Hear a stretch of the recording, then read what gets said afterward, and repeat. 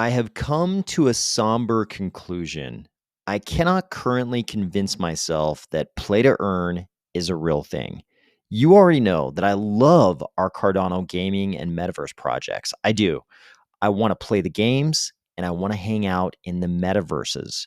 Additionally, some metaverse and gaming projects have occasionally reached out to me inquiring about sponsorship of this channel, but I keep running into this problem. I often discover that they have some kind of fungible token tied to the game NFTs or dangled as a play to earn reward. While to some, this might just sound like a pleasant bonus, it's caused me to decide against potential sponsors. Why?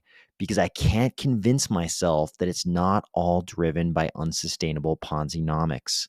This might upset some people, but I think we as an ecosystem need to move past play to earn and hold to earn and focus on real utility. Ready? Let's go.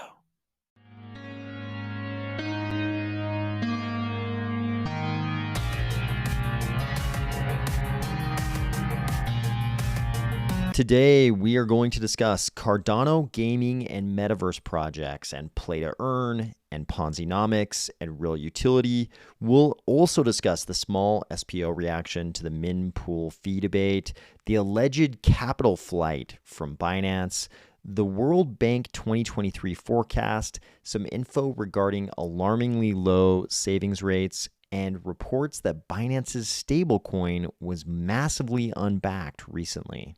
If you are as unsettled as I am by this guy's reverse grip on his controller, or if you're finding value in these videos each weekday, please consider delegating to the Army of Spies stake pool, ticker AOS. Allow me to be very clear. I will not be making any statements of fact about any specific project today. We're just going to be talking about this as a general academic topic. We're just going to be speaking generally about these practices that seem to be common with play to earn. But we won't just be talking about play to earn. We'll also be talking about this phenomenon of hold to earn.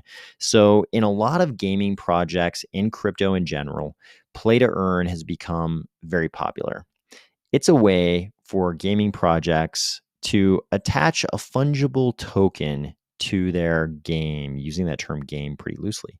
But we also have this with our metaverse projects, with many of our metaverse projects, and it's not all of them. I'm sure in this list, there are projects both on the gaming and metaverse side that don't have fungible tokens. And I salute you, because many of them do have fungible tokens. And it's not totally clear to me why, for the reasons we're going to discuss. But with metaverse projects, we also have this hold to earn kind of concept.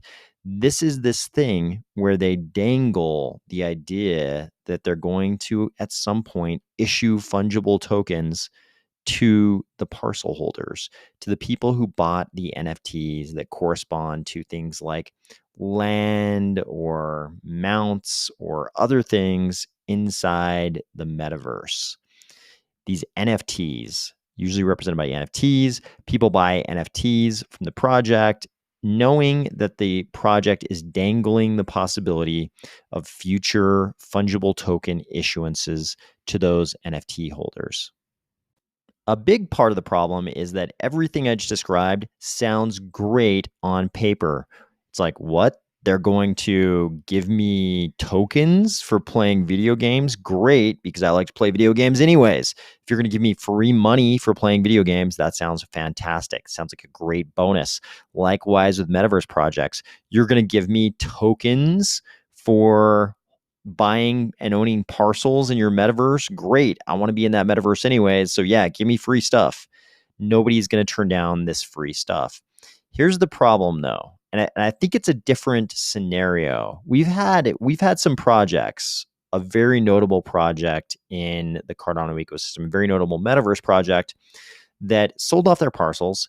And then at some point, pretty soon down the road, they just issued the coins. Kind of a no warning sort of thing. The coins just sort of showed up in your wallet and you're like, what? I get some free fungible tokens? I thought I just bought an NFT, but this is fantastic. I don't think anybody bought that NFT, at least not to my knowledge, and definitely not me. I didn't buy that NFT knowing that there was ever going to be any kind of fungible token issuance. It wasn't part of it wasn't dangled in front of me as an incentive to buy that NFT. But that's not the case anymore with a lot of the metaverse projects and a lot of the gaming projects. What we have instead is very explicit sort of crafting of an expectation that you'll be getting these fungible tokens. Sometimes if it's more of a gaming type project, they call it play to earn. Hey, play our game. There's going to be various ways sometimes to play this game, and you're going to earn these fungible tokens. With the metaverse projects, it's like, hey, yeah, we're probably going to do a fungible token issuance. So you might want to buy our parcels so you can get in on that fungible token issuance. It's pretty common for projects to explicitly craft that expectation among the user base. Here's why this is troubling, because it all just seems like a disguised ICO in a lot of cases. I'll put that little disclaimer on it. In a lot of cases, it seems like a disguised ICO.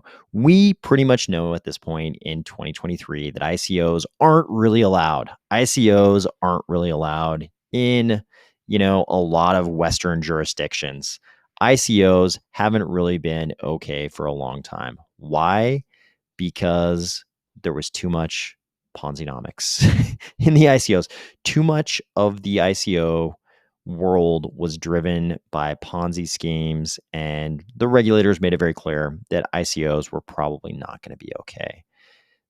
The problem with a lot of these fungible token issuances is it seems like in a lot of cases, it seems like the the selling of the NFTs is driven in a lot of cases by desire to get that fungible token issuance.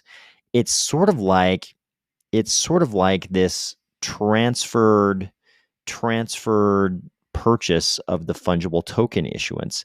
It's sort of like, hey, I'm going to buy this NFT. I got to buy it now because I want to get in on the fungible token issuance. And what I'm afraid of is that the regulators are just going to look at that and say the NFTs are really just investors buying a ticket to get in on the fungible token issuance. That fungible token issuance, if it had happened by its own, we would have called that an ICO. So we're not going to let you do this sort of secondary thing where you've got this veneer of NFT on top of what otherwise we would call an ICO. I don't know that regulators are going to be okay with that. And probably the reason that they won't be okay with it is because the main utility of these fungible tokens seems just to be speculation in a lot of cases. There's always like this vestigial kind of superfluous utility. I mean, not always, but often there's like vestigial superfluous utility for the fungible token inside the game or metaverse. It's like if you get enough of them, you can buy more NFTs. But it's like, why are people buying the NFTs? It's so that they can get the fungible token. But really, that's not it. And sometimes there's even trading functions. Like there's going to be some function to use that fungible token to buy things from other players or use it as a currency in game. But a lot of times it seems like it's boiling down to speculation. People want to flip that token, hope to make some money, or they want to be an LP of that token in some AMM, in some liquidity pool. They want to be a liquidity provider, again, so they can make money. It seems like the purpose of the token is always this speculation thing. And the reason why I keep coming to the conclusion that the real purpose of the token is speculation is that I ask myself this question. I go through this little mental inquiry. Could they have used ADA? Is there some reason why they couldn't have used ADA as the, for whatever the utility of the token is supposed to be in the game?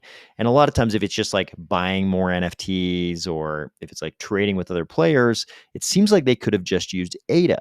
So why don't they just use ADA if they're going to have this in-game or in-metaverse token that people are using to trade whatever or purchase whatever inside the game or metaverse? The reason they don't is that the team is holding some team allotment of the token. The team's always got like 15, 20% of that token. And the team wants to exit that position one day and make some money. That's the real reason the token exists, so the team can get paid. I mean, you hope that the team is getting paid out of the initial NFT issuances, which brings up all kinds of questions about the sustainability of a game or a metaverse where you've got some kind of a game or a virtual world that has to continue existing on servers somewhere, and somebody's got to pay those server costs going forward, or the game's not going to exist. So there's a whole discussion about sustainability that we won't get into today. So I understand that projects have ongoing capital needs, but you're hoping they're providing a game or a metaverse, and the players get utility out of that game or metaverse, and so they're giving the project money to buy NFTs that correspond to game pieces in the game or metaverse because they enjoy playing the game or being in the metaverse. That's what you're hoping.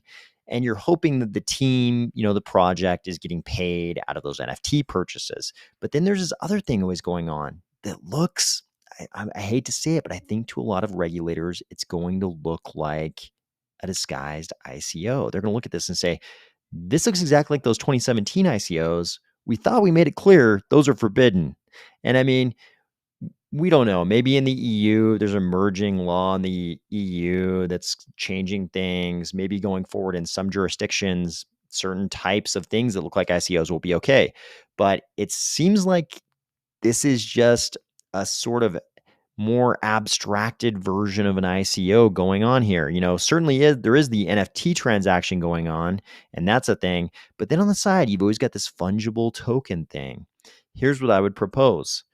Maybe we should just forget about the fungible token thing. Maybe we should focus on these NFTs that are part of these virtual worlds, part of these games. And we make sure that those NFTs provide a lot of utility for the people who are going to be participating in these games and metaverses. And that's the transaction between the project and the users. The transaction is about these NFTs that provide utility. It's not about this financialization thing where you've got the fungible tokens and people are buying them because they want to speculate. And eventually the team is going to exit their position in those fungible tokens. And, depending on the vesting schedule, maybe dump on the heads of retail. Why don't we just skip that whole part? That whole part often leaves the users bitter, leaves the users embittered when they thought they were buying into this project. They wanted those fungible tokens. They thought they were going to get rich off those fungible tokens, which, let's face it, is sometimes the case.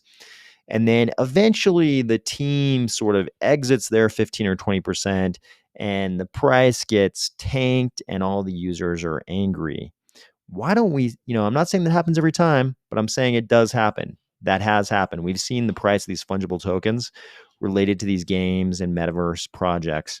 We've seen those prices tank. They're like every other fungible token. The price can tank, and the users don't like that. Any particular project could be an exception to all the things I just mentioned. Again, I'm not talking about any particular project. I'm just discussing this as a general matter. But I'm also saying, as a general matter, maybe we don't have to do it this way.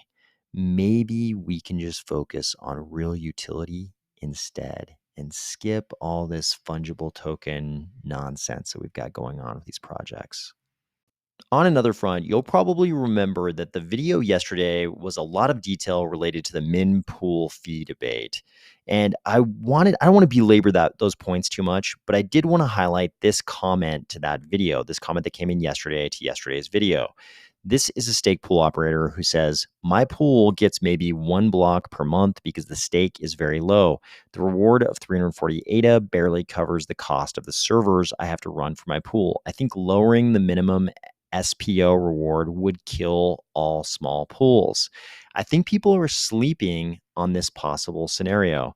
And I don't necessarily think that all small pools will get killed or even have any idea how many small pools would get killed. But I am convinced that if the minPoolFee parameter was taken away, if minPoolFee was set to 0, if we could have the full-on race to the bottom where there is no minPoolFee, what I'm convinced of is there are a lot of pools who will race to the bottom because they're not like a lot of small pools. I think a lot of small pools probably look at it a lot like this. There are other pools, though, that are maybe well capitalized. Maybe they have other reasons that they would be willing to operate at a loss.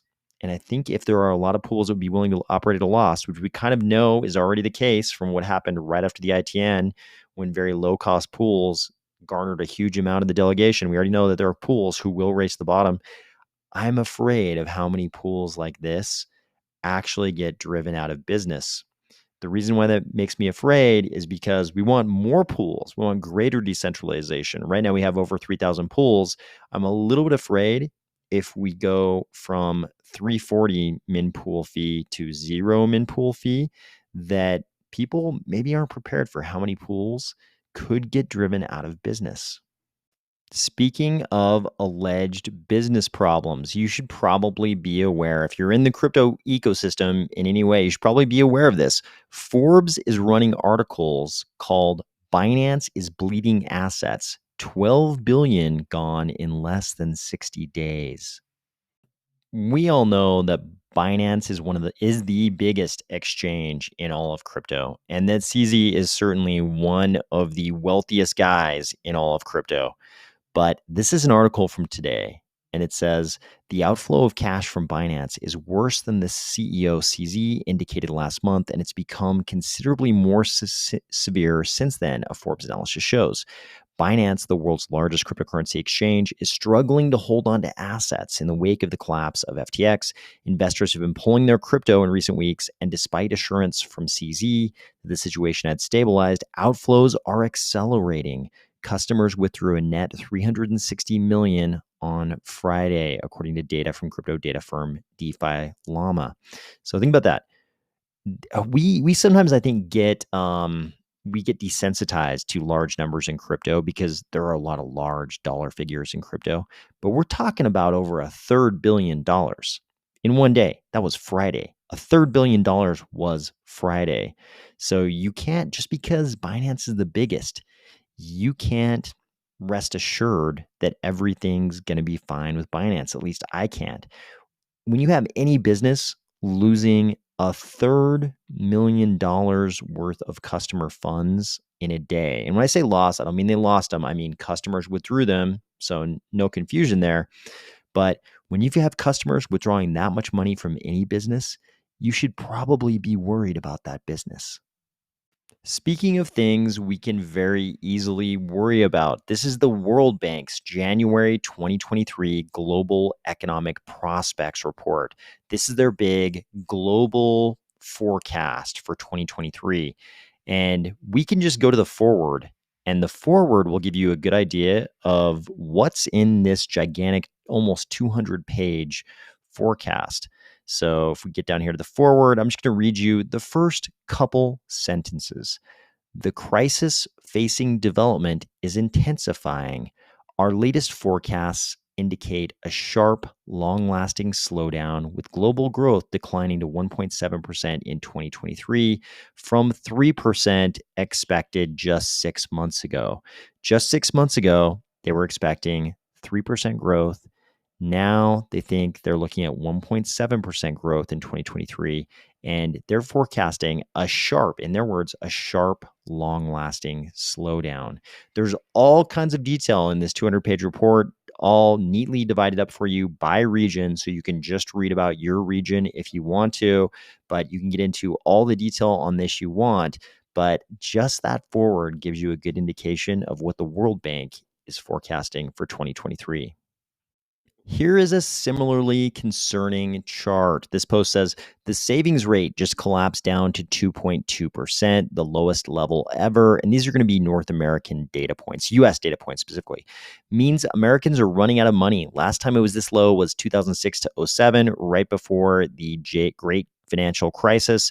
Major recession warning. Expect a big decline in consumer spending in 2023. So this data all came from the BEA, which is the Bureau of Economic Analysis. I haven't double checked all these data points, obviously, but if this is accurate, this is a little concerning. You can see right here in this time period, right before the Great Financial Crisis, we had a savings rate drop down to 2.1. And according to this, we're right now at 2.2.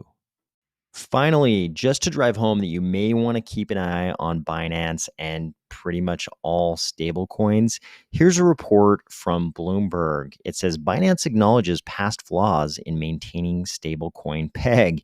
The biggest cryptocurrency exchange acknowledged past flaws in the management of its stablecoins reserves, which at times led to more than 1 billion in missing collateral, according to one analysis. The token Binance Peg BUSD is meant to have a constant $1 value backed by reserves of BUSD, another stablecoin that is branded by Binance but issued and managed by a separate company, Paxos.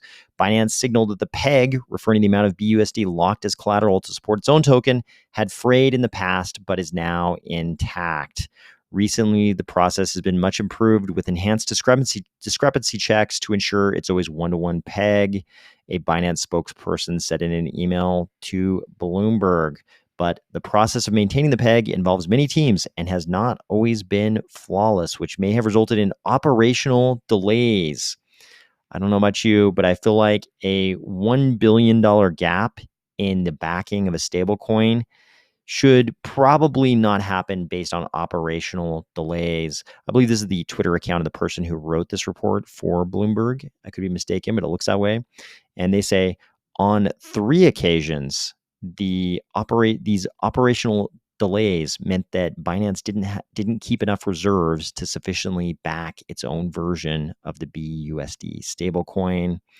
Hopefully, this doesn't end up in a really bad way for everybody who might be holding BUSD. Who knows? These days, I don't think we really know with any of these stablecoins what could possibly happen to them, because we've had pretty spectacular, unpleasant endings to stablecoins in the past. So hopefully this one doesn't end similarly. I hope you're having a great week, and I'll talk to you tomorrow.